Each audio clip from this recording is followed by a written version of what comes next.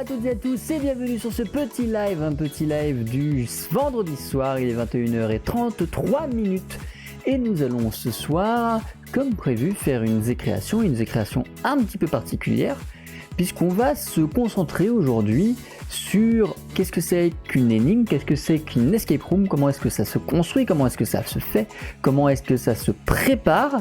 Et pour ce faire, on va faire une étude de cas, c'est-à-dire l'escape room que j'ai construit il y a quelques mois de ça sur Animal Crossing New Horizons. Bonjour à tous, bonjour YouTube, bonjour dans le chat, bonjour Canon, bonjour Burger, bonjour à tous ceux qui sont là en scred, cachés dans les ombres. J'espère que vous allez bien, bonsoir Maïji. Donc voilà, ce soir on va déjà mettre des musiques libres de droit ou des musiques du jeu, comme ça on aura un peu la paix, voilà. Et on va exclusivement se concentrer sur qu'est-ce que c'est une escape room, comment elle est construite, comment est-ce qu'elle est pensée, pourquoi j'ai fait tel ou tel choix. Alors là il y aura un petit truc en plus du fait que ce soit Animal Crossing, c'est que on va avoir les contraintes techniques. On n'est pas dans une vraie escape où il y a un peu moins de contraintes techniques, à l'exception d'avoir une pièce qui soit assez grande pour faire tout ce qu'on a envie. Là, on va avoir une grosse contrainte technique qui va être qu'est-ce que le gameplay du jeu va nous permettre.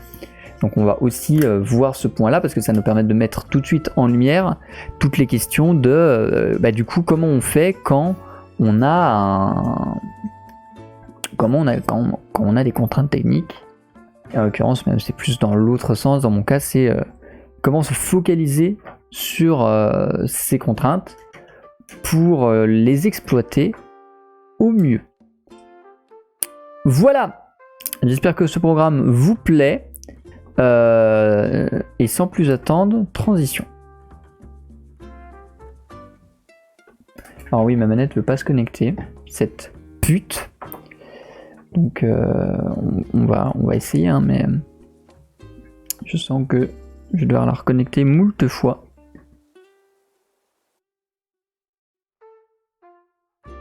Ne vous inquiétez pas, tout ce que vous voyez est normal et réalisé par un professionnel, évidemment.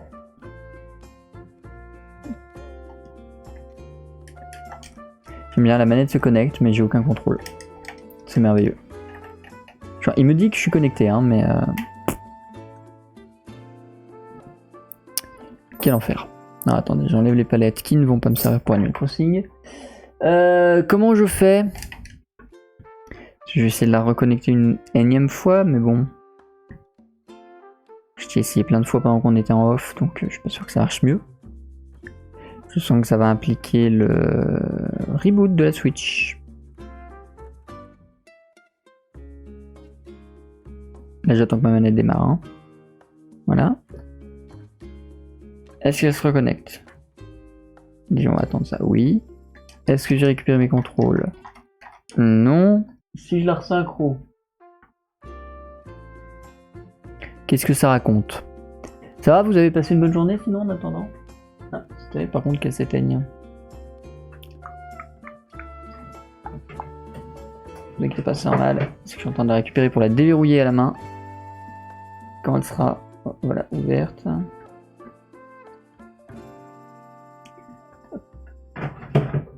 On ira la récupérer. Et nous, on va espérer que la manette... qu'on réussisse à récupérer la manette à un moment donné de l'histoire. Si vous en avez marre d'habitude, attendez, on va changer parce que là, ça tourne un peu en boucle. Mais j'aimerais bien que ma manette, elle se connecte.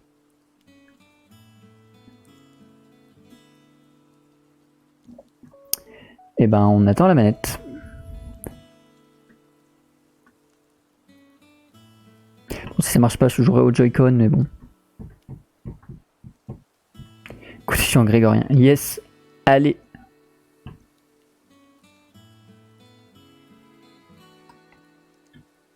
Il s'agirait de se connecter, mademoiselle la manette.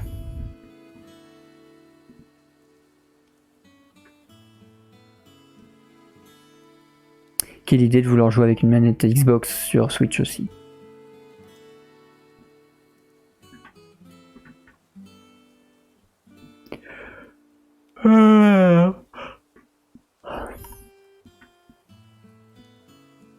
Ah, tu veux pas?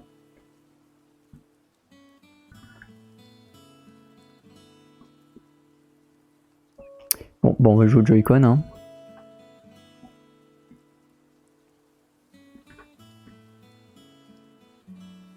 Ouais. Allez, pour les Joy-Con. On va la laisser s'éteindre en paix. Voilà.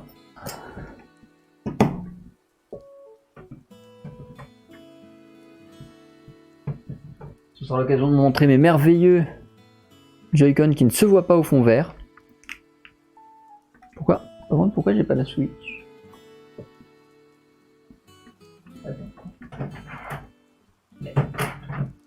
Connecte-toi, wesh.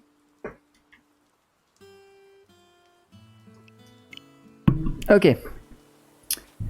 Et donc on va jouer avec ça. Alors attendez, déjà je vais mettre le retour sur mon écran principal. Ce n'est pas ce que je veux. Hop, voilà.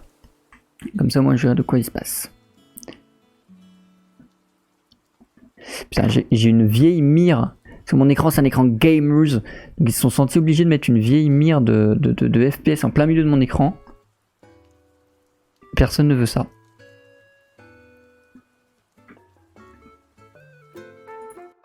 Ouais, pouet, tout ça, tout à fait. Donc j'ai déjà joué aujourd'hui, j'ai fait comme d'habitude, comme chaque matin, mon petit tour matinal.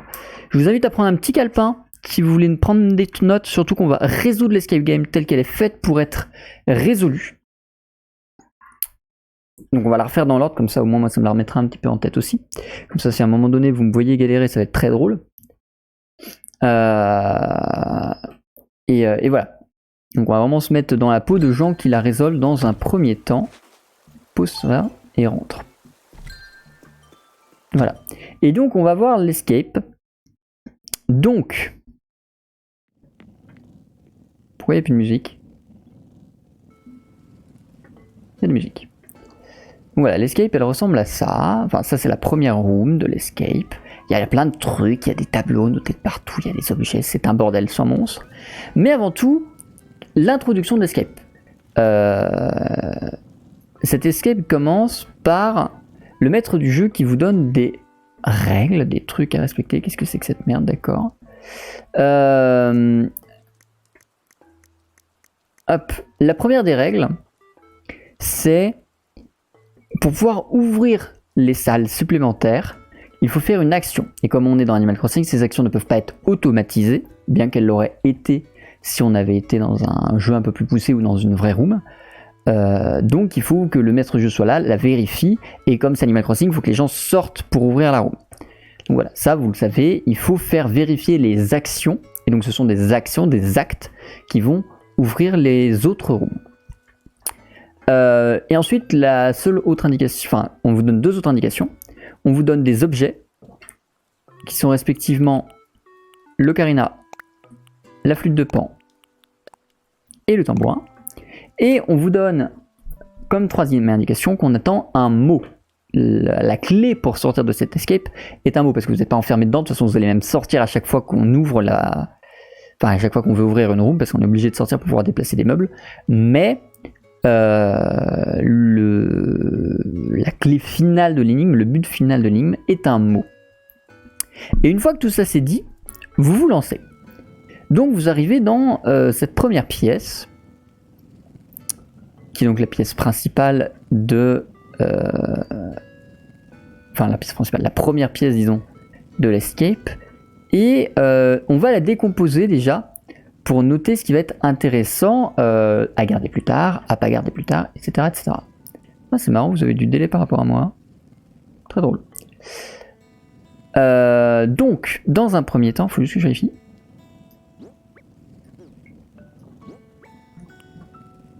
Oh putain, non, j'ai du délai. Attendez, il faut que je reset la... Je vais reset le boîtier de capture parce que j'ai du délai audio. Et vous le sentirez pas, mais moi oui. C'est très gênant. Voilà, là j'ai pas de délai. Mon écran est beaucoup plus blanc, je sais pas pourquoi, mais au moins j'ai pas de délai. Qu'est-ce qui se passe? Ok. Donc, qu'est-ce qu'on a dans cette escape? Prenez votre crayon et notez. Dans un premier temps, on a des objets posés au sol. C'est un peu le plus évident, donc on va noter à l'arrache. Objet au sol. 2 points, qu'est-ce qu'on a? On va les noter dans l'ordre des cases. Donc on a une étoile. Et on va les compter parce qu'on se doute qu'on va devoir compter. Sauf que je suis en train d'écrire sur un papier qui est taché. Donc je vais jamais voir mes notes. Donc je vais prendre un deuxième papier, pas taché. Hop. Alors.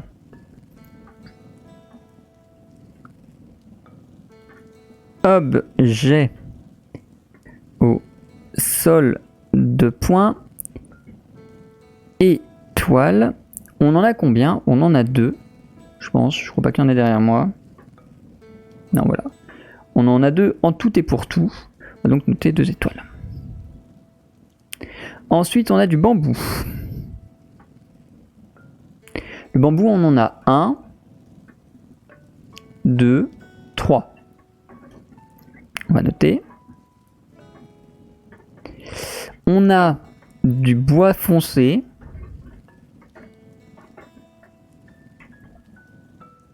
Enfin, le bois dur, je sais plus comment il s'appelle. J'en vois que 1.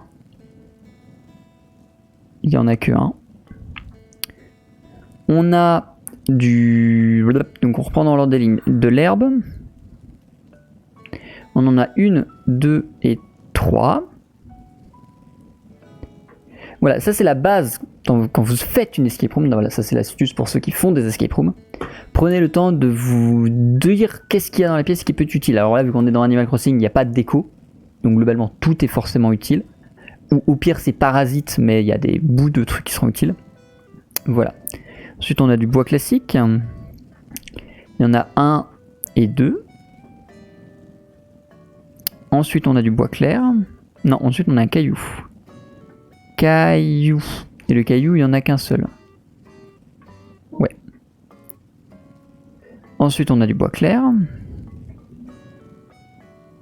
Il y en a un seul. Ensuite, on a une branche. Et il y en a 1, 2, 3, 4. Ensuite, on a le nid de guêpe. Il n'y en a qu'un. Ensuite, ça, on l'a noté. Ensuite, il y a du fer. Et il n'y en a qu'un. Et tout le reste a déjà été noté. Donc voilà, on a un bel inventaire de qu'est-ce qu'il y a au sol dans cette pièce. Mais on va noter aussi d'autres choses. On a des motifs. Motifs au sol. On a un A4 violet, enfin entouré de violet. On a une espèce de point d'exclamation qui est entouré de vert. Et on a un truc avec des points. Ok. On a 4 torches.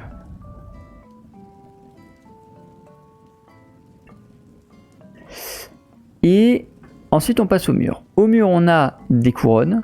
Qu'on va pas faire l'inventaire, mais il y a des couronnes. Croyez-moi. Alors, je me rappelle plus comment faut faire pour voir toutes les couronnes. Je crois que c'est comme ça. Je suis pas sûr, merde, j'ai oublié comment on fait. Oui, voilà, comme ça. Voilà. Il y a moult couronnes sur le mur. On les notera plus tard. Enfin, on sait qu'il y a des couronnes, quoi, mais on va pas noter en détail les couronnes. Parce que sinon ça va être un enfer. Et ensuite on voit qu'il y a des tableaux. Et donc là on va se dire que c'est ce qu'il y a de plus intéressant. Et donc on voit fleur lisse plus fleur jaune égale feuille jaune. Donc logiquement on compte le nombre de lys, on compte le nombre de fleurs jaunes et ça nous donne la feuille jaune. Donc ça va être assez rapide à calculer. Là on a 3 lys.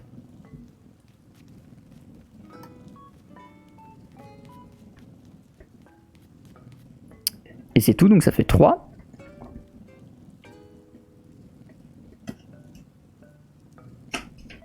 Ça va, c'est pas trop compliqué à suivre pour l'instant. Donc, hop. 3 lys plus... Maintenant, on va refaire un tour et on va compter les fleurs jaunes. Ah, T. Donc, on en a une ici. Une là. Ici, on en a 2. Ici, on en a 2. Donc ça fait 1, 2, 3, 4, 5. Ici, ça fait 6. Ici, ça fait 7. Et je sais plus si je l'ai compté celle-là. Donc on va recompter. 1, 2, 3, 4, 5, 6, 7 et 8. Voilà, j'ai bien fait de recompter. Ça fait 8 jaunes. Ce qui veut dire que la feuille jaune, pour reprendre l'opération qui est Nick, qui est ici, feuille jaune est égale à 8. Pardon, à 8 plus 3. Feuille jaune, 8 plus 3, ça fait 11. On le note, ça nous servira sans doute plus tard. Ensuite, on voit ici que rouge, feuille rouge, moins branche, égale un truc. On n'a pas vu de feuille rouge, ça sert à rien de s'y attarder. Alors maintenant, qu'est-ce qui nous reste dans la salle qu'on peut exploiter?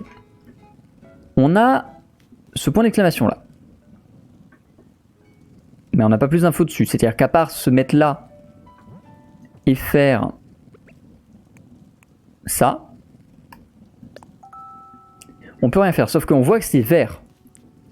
Et que le vert, il n'est pas sur le logo de base de l'émote. Donc, ça doit avoir plus d'utilité, plus d'informations. Salut Passiflore. Donc ça ne sert pas pour l'instant. Même logique, le A4, on n'a rien qui fasse référence à quelque chose qui fasse référence à A4. Et on a aussi le violet qui laisse à penser que ça va être à linker avec d'autres choses, peut-être dans les autres rooms. Donc on ne s'y attarde pas. Qu'est-ce qui nous reste? Les items au sol, on peut rien en faire. On devine que ça servira sur ce genre de tableau, plus tard, comme la branche par exemple, mais plus tard parce qu'on n'a toujours pas le rouge, donc on ne s'y attarde pas. Et il reste les torches. Il reste les torches et ça. Et donc assez vite, on peut se rendre compte que c'est un plan, vu du dessus, de la room. Puisqu'on voit, il y a 4 points, il y a 4 torches, il y a 4 trous, il y a 4 portes. Ça marche, c'est un plan. Le problème, c'est que ça colle pas. C'est-à-dire que là, mes torches, elles font un truc comme ça. Sauf que, enfin du coup, ça doit être reverse pour vous. Peut-être pas, je sais plus. Enfin bref, ça fait un truc comme ça. Sauf que sur le plan, on voit que ça fait pas ça. Si on se tourne, on voit que ça fait à peu près ça, mais sans miroir. Donc il va falloir miroir. Donc en gros, il faut se mettre comme ça. Et le plan, on doit faire ça et ça. Donc si on le fait, on constate que cette torche-là doit être éteinte. Et que cette torche-là doit être éteinte. Et dès qu'on fait ça, la deuxième porte s'ouvre. Enfin celle-ci en l'occurrence. Cette porte-là s'ouvre. Hop, alors je vais décaler la porte pour l'ouvrir. Hop, je la décale sur le plan, comme ça, ça sous-entend que le plan ne sert plus à rien. Voilà. Et là, la porte s'ouvre, puisqu'on a mis les torches dans le bon plan. Salut Lilouz, comment vas-tu? Et on passe dans la deuxième room. Et la deuxième room, spoiler, c'est un sacré bordel aussi. Et donc là, on a déjà plus de lumière et beaucoup plus d'informations, mais toujours autant de bordel au sol. Et donc on va reprendre la même logique que dans la première pièce, c'est qu'on va rajouter, compter ce qu'il y a au sol. On avait des étoiles. Les étoiles, je vais vérifier, je n'en vois qu'une. Je vais mettre sur une case où il n'y a rien par contre, parce que ce sera vachement plus pratique. Voilà, ici. Donc une étoile. Les bambous, il y en a un, deux. Hop. Le bois foncé, il n'y en a qu'un. L'herbe, il y en a 1, 2, 3. Le bois normal, il y en a 1. Le caillou, il y en a 1. Le bois clair, il y en a 1. La branche, il y en a 1, 2, 3, 4, 5, 6.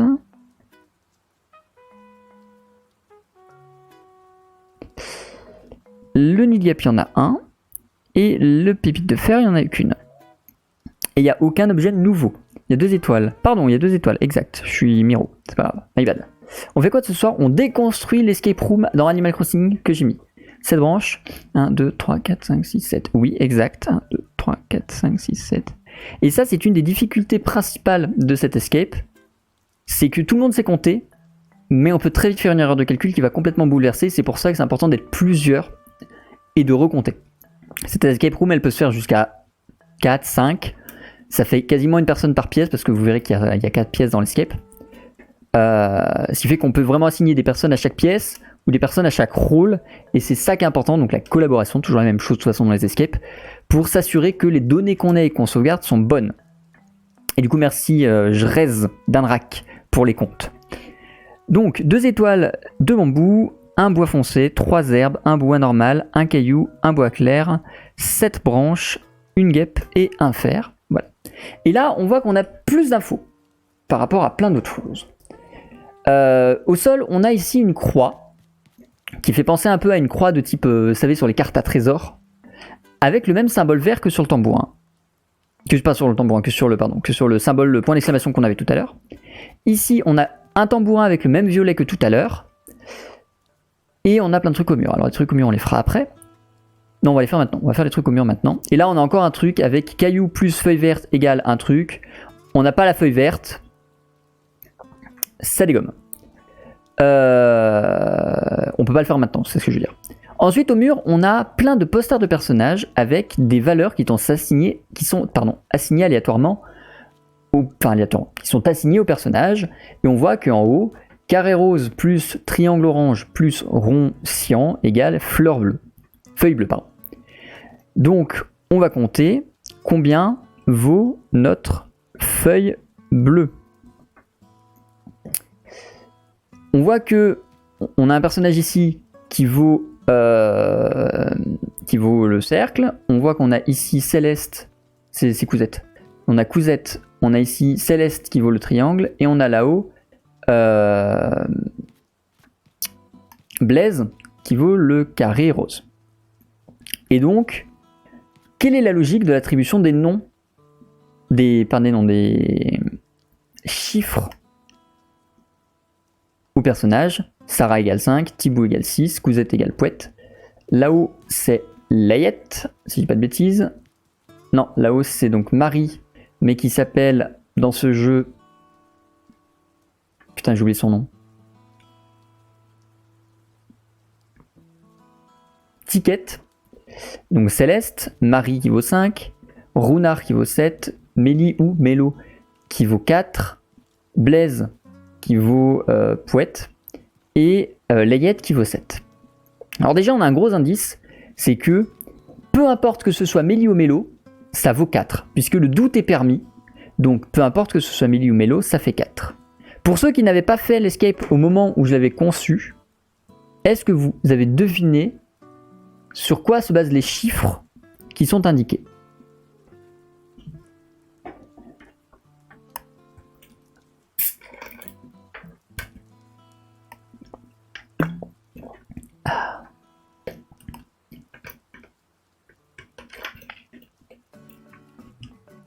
Le nombre de lettres du nom, tout à fait. C'est exactement ça. Runard, il y a 7 lettres, Marie, il y a 5 lettres, Ticket, il y a 8 lettres, Thibaut, il y a 6 lettres, Sarah, il y en a 5, etc., etc. Et donc, on va devoir trouver le nombre de lettres. Donc ici, on a Cousette, C-O-U-S-E-T-T-E, ça fait 8.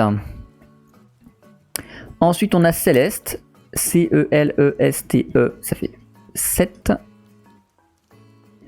Et ensuite, on a Blaise, B-L-A-I-S-E, ça fait 6. Donc ça fait 8 plus 7 plus 6, ce qui fait l'équivalent de 8 plus 8 plus 8. Donc 8 x 3, 8 x 3, ça fait 24, si je dis pas de bêtises. Donc ça doit faire 24 en tout. À la louche. Non, pas du tout, connard. Pas du tout. Non, ça fait 7 x 3, 21. Jean-Michel sait pas calculer. Donc 21, pardon. Hop, 21. Et maintenant, on va s'attarder sur ce qu'il y a au sol. Donc comme j'ai dit, c'est une croix à trésor. Tout à l'heure, on avait vu le point d'exclamation qui était dans le même code couleur. On est en droit d'essayer de faire ça. Et c'est l'action qu'il faut faire pour débloquer la room numéro 3. Qu'on va aller ouvrir. Hop. Et pareil, comme vous le voyez, en l'ouvrant, elle se déplace sur le symbole, signifiant qu'il ne sert plus à rien.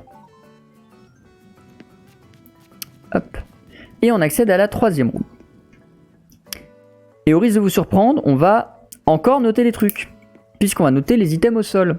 Puisque c'est une bonne habitude qu'on a pris depuis tout à l'heure. Alors, on a... Alors attendez, je vais mettre un endroit où je gêne pas, comme d'habitude. Voilà. On a une étoile, cette fois-ci, hein, je vous laisse me confirmer. Le bambou, on n'en a qu'un seul. Le bois foncé, j'ai fait de la merde sur mon papier. Hop.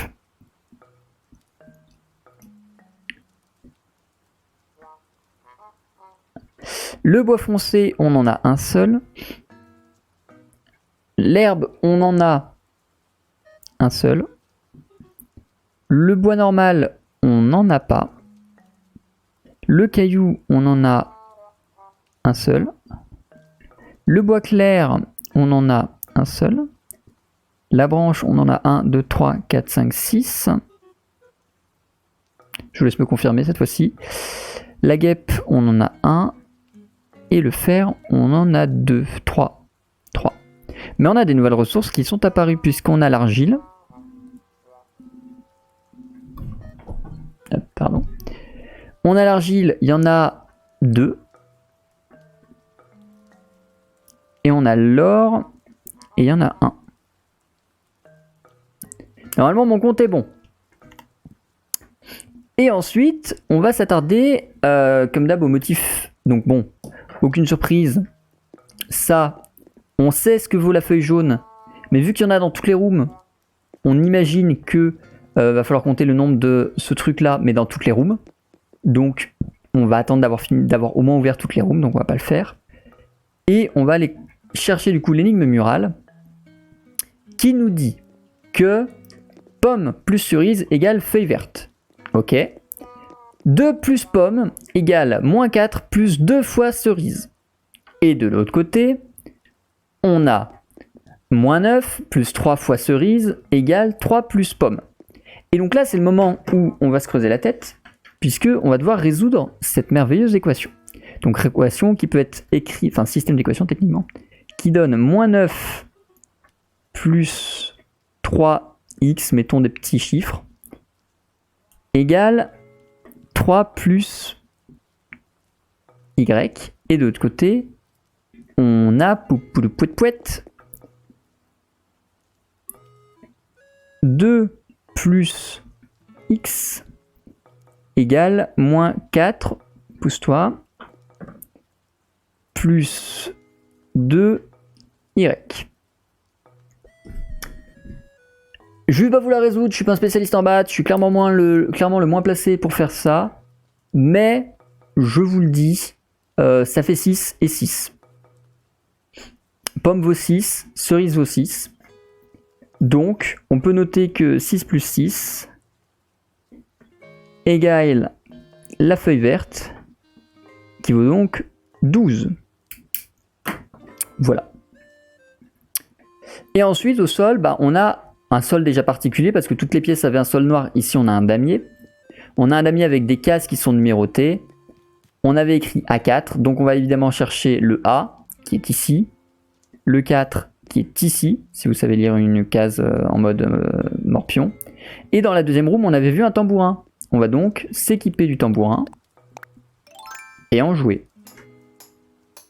Et c'est l'action à faire pour rater, débloquer la dernière room. Ah putain, on peut pas ranger son équipement quand on est dans une baraque. Range ça. Voilà. Et donc on va retourner dans la deuxième pièce pour ouvrir la dernière pièce, qui est donc celle-ci. Et donc là encore, quand on l'ouvre, ah, les concepts. Quand on l'ouvre, ça s'ouvre, hop. Ça cache le A4 qui symbolise qu'on n'a plus besoin de cet indice. Puis on passe.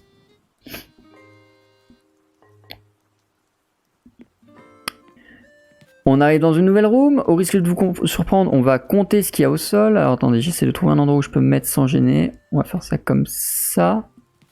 Ouais, c'est ce qui est le plus propre. Et on va recompter les items. Enfin, on va finir de compter les items puisque c'est la dernière room. Donc étoile, on en a 3 ici. Bambou, il n'y en a qu'un seul. Bois foncé, il n'y en a pas. Herbe, il y en a 2. 3. 3. Bois, il y en a un seul. Caillou, il y en a 3. Bois clair, il y en a un seul. Branche, il y en a 2, 4, 6. Guêpe, il n'y en a pas. Fer, il y en a 2. Argile, il y en a 1. Et or, il y en a pas. Ok.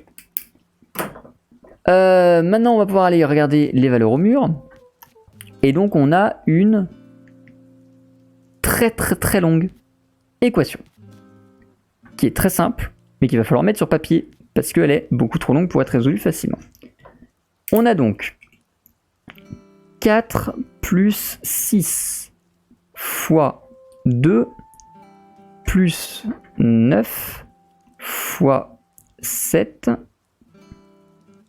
moins 5 fois... J'ai pas eu le temps de lire le chiffre.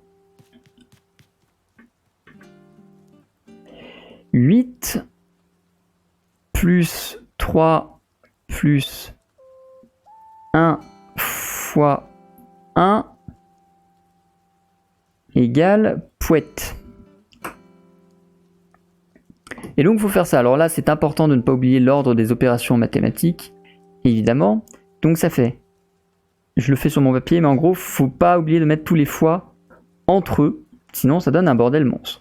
Donc ça nous fait 4 plus 6 fois 2, 6 fois 2, 12, donc ça fait 4 plus 12, plus 9 fois 7. Astuce pour le calcul de 9, vous prenez votre main, vous comptez de gauche à droite jusqu'à la valeur que vous souhaitez multiplier, donc là c'est 7, donc 1, 2, 3, 4, 5, 6, 7, vous l'enlevez, et vous regardez les valeurs qui vous restent.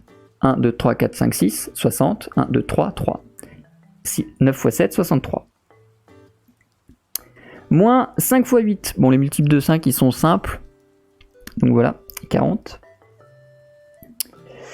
Plus 3 fois 1 fois 1, 1. Plus 1. Ce qui nous fait 14 plus 12, 16. Plus 63 moins 40, 23. Plus 3 plus 1, 4. Ce qui nous fait 16 plus 23. Ça fait 39, plus 4, ça fait 43. Donc, la feuille de je sais plus quelle couleur, rouge, FR égale 43. Ok. Et donc, on va, à partir de là, commencer à déduire, puisqu'on voit qu'on a ces panneaux-là qui sont dans toutes les pièces, qui nous disent quelque chose plus quelque chose plus quelque chose machin, égale à un truc à 5 tirets. On sait que le mot final fait 5 lettres, donc on va se mettre nos 5 tirets sur la feuille, et on va commencer à noter. Or égale position numéro 2. On a un seul de or, donc le deuxième tiret est égal à 1. Ensuite, de l'autre côté, qu'est-ce qu'on nous dit? Bleu moins fer égale dernière position. Bleu, ça fait 21, moins fer. 21, 20, 19, 18, 17, 16, 15, 14, ça fait 14 en dernière position. Ensuite, on va aller regarder dans toutes les pièces les opérations qu'on avait. Ici, on a rouge moins branche égale troisième position. Rouge, c'est 43. 43 moins branche, 4 et 6, 10. 10 et 12, 22. 43 moins 22, 21. Si je calcule bien. Je vous laisse me confirmer tout ce qu'opération mathématique, parce que je suis un peu une brêle. Hop. Ensuite, je suis arrivé par où? Hop. On va aller regarder dans la première room, dans la deuxième room du moins, la première ouverte. On avait ici caillou plus feuille verte égale première position. Caillou 1, 2, 3, 4, 5, 6. Plus feuille verte 12. Si c'est 12, 18. Donc 18. Pour l'instant, on a donc 18, 1, 21, pouette 14. On va aller regarder dans la dernière pièce. La dernière des opérations.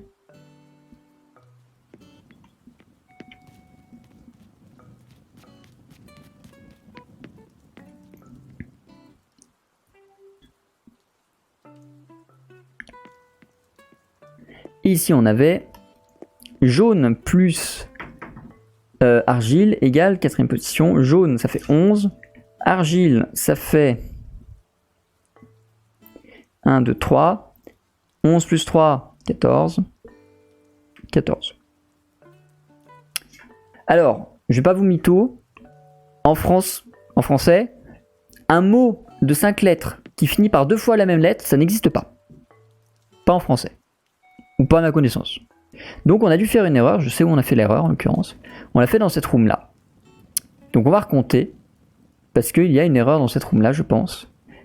Parce que je sais que c'est pas 11 qu'on est censé obtenir. Donc, 1 jaune, 2 jaunes, 3 jaunes, 4 jaunes, 5 jaunes, 6 jaunes, 7 jaunes, 8 jaunes et 9 jaunes. Voilà. Plus les 3 lisses, ça fait non pas 11 mais 12, et donc non pas 14, mais 15. Et donc on a maintenant 18, 1, 21, 15, 14. Bon, la première lettre de l'alphabet c'est facile, c'est A, donc le 1 c'est un A. Et ensuite on va compter. Donc A, B, C, D, E, F, G, H, I, J, K, L, M, N. La dernière lettre, le 14, c'est un N. O, le 14, c'est un O. O. Oh putain. Reprendre l'ordre alphabétique en cours, c'est la merde. A, B, C, D, F, G, K, L, M, N, O, P, Q, R, S. R, pardon. 18, c'est donc un R. R, S, T, U, V. Non, T, je suis allé trop loin. Attendez. A, B, C, D, E, F, G, H, I, J, K, L, M, N, O, P, Q, R, S, T. C'est ça. Et donc 21, ça fait T. Je vais recompter. A, B, C, D, E, F, G, H, I, J, K, L, M, N, O, P, Q, R, S, T. Non, ça fait 20. Attendez, je suis paumé. A, B, C, D, E, F, G, H, I, J, K, L, M, N, O, P, Q, R, S, T. Oui, ça fait 20. Donc ça fait pas 21. Donc on a dû rater le calcul qui nous a donné le 21. J'ai la flemme d'aller le récupérer. Voilà, j'ai dû faire une erreur. C'est la base de l'escape room. C'est aussi ce qui fait perdre beaucoup de temps dans cette escape parce qu'elle est très petite et donc très simple. Le plus clair du temps, ça va être de l'erreur de calcul et de la vérification des mots. Mais voilà. Et donc on obtient grosso modo le mot raton.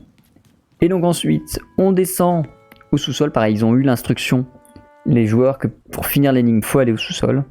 Ils vont au sous-sol.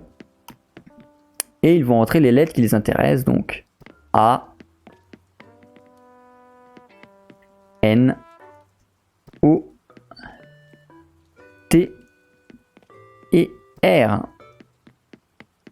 Et là on obtient R, A, T, O, N, raton.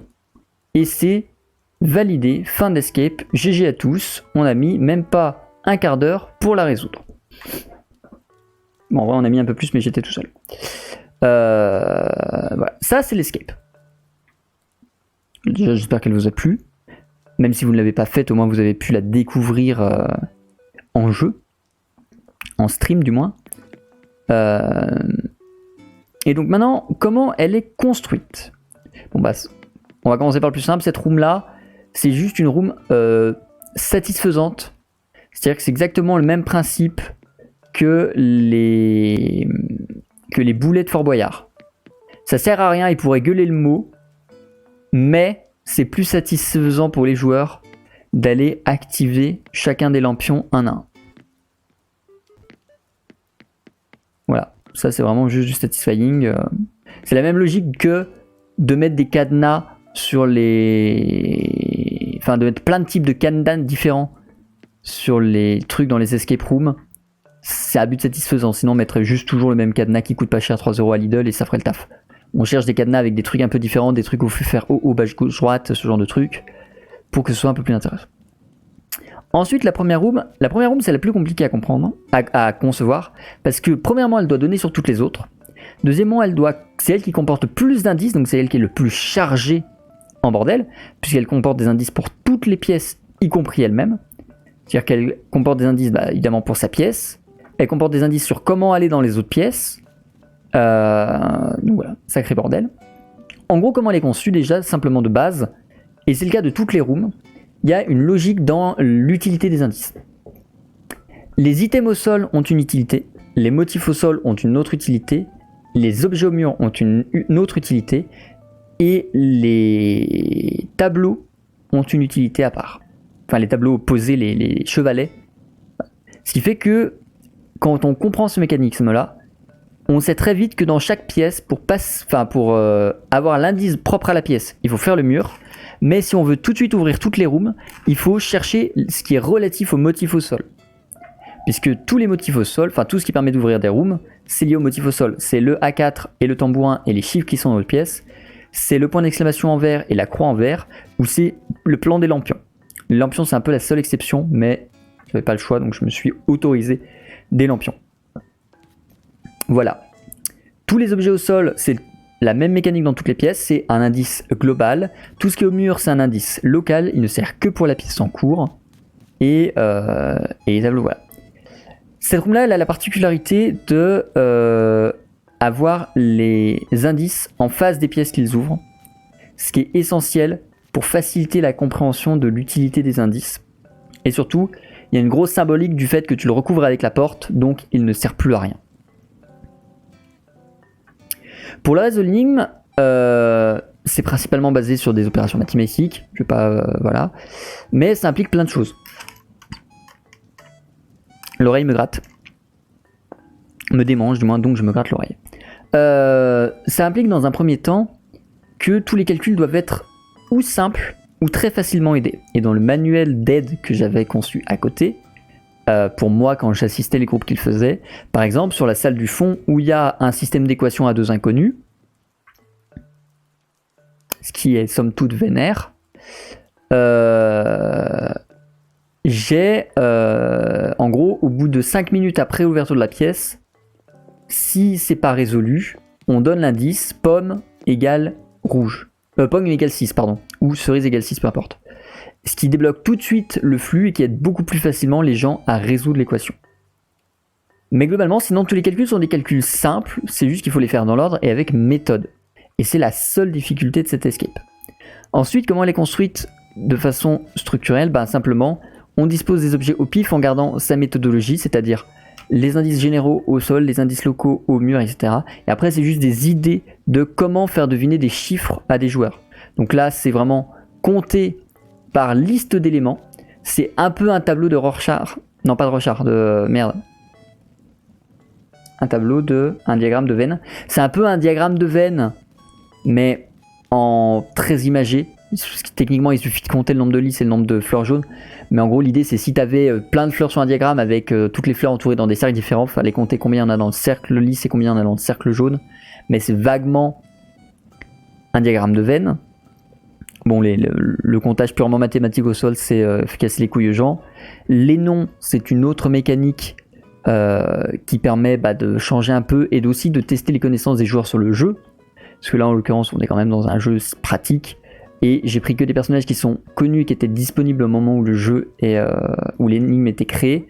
C'est-à-dire Blaise, qui est, bon, au-delà d'être mon personnage préféré, un personnage relativement rapide d'accès dans ce jeu. Il vient régulièrement, il est un peu marquant.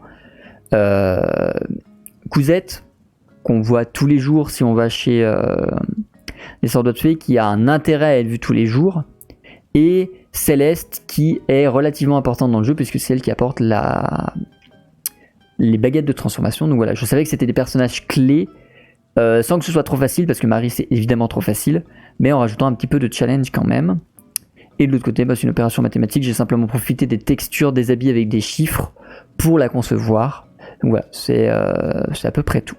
Est-ce que vous avez des questions sur la construction de cette escape, pendant que nous allons voir à l'étage, un étage complètement vide qui ne sert à rien, et dans lequel je stockais mes navets quand il y avait l'escape qui tournait. Enfin, quand je faisais des navets surtout.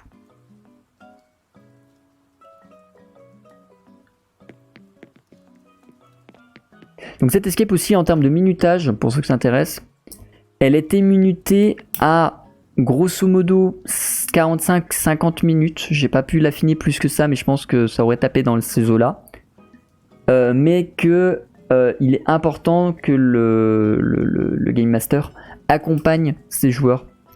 C'est-à-dire que tu peux pas les laisser en freestyle, sinon ils font 1h15, 1h30. Il faut vraiment leur donner les indices au moment où il faut. C'est-à-dire par exemple 5 minutes après l'entrée dans la deuxième room, s'ils n'ont pas compris comment fonctionnait l'énigme ou qu'ils galèrent avec une équation à deux inconnus parce qu'ils savent pas faire, on leur donne un indice pour les aider. C'est ça. C'est vraiment, c'est pas une escape où tu peux juste te dire non, ils vont trouver au bout d'un moment. C'est une escape qui est à accompagner, mais c'est généralement le cas de toutes les escape rooms, du moins que j'ai vu. C'est si les joueurs ne trouvent pas, en fait c'est soit ils trouvent, soit ils vont rester bloqués éternellement. Et du coup, faut avoir une liste d'indices prête à donner pour les débloquer parce que sinon ils vont pas y arriver. Voilà. Est-ce que vous avez des questions sur la construction de cette escape ou pas du tout? Dites-moi, racontez-moi, ou même de façon générale sur la construction d'escape au sens large. Là, on est sur Animal Crossing parce que ça fait un cas pratique, mais sur la construction d'escape ou d'énigmes, est-ce que vous avez des questions?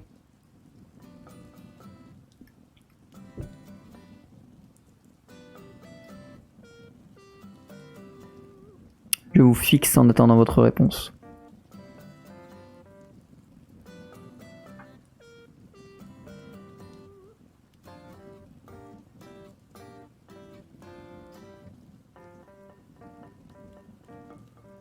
Le seul problème, c'est que quand je fais ça, je ne vois pas le chat. Terrible.